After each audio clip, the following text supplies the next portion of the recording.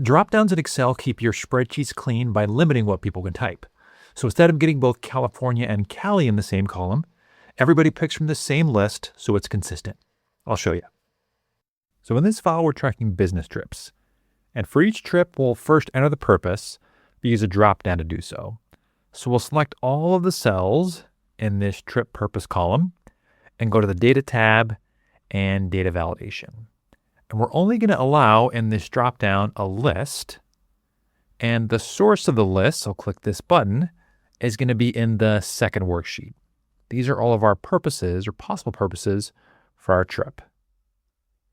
Now, maybe in this case, the first trip is a conference and the second trip is a training.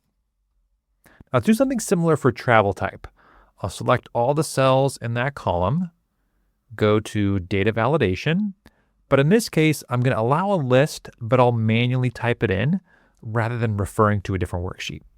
So for this one, the options are going to be air, car, and rail.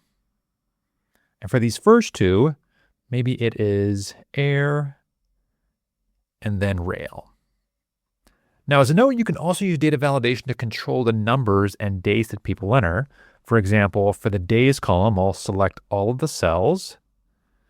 I'll go back to data validation, but I'm going to allow, let's say, a whole number between 1 and 14. Because none of our business trips should be longer than 2 weeks. So if someone tries to enter 10, it'll work. But if they enter 20, it fails. If this video helped you, hit like and subscribe for more. And if you want to go deeper, I have a full Excel course in the links below.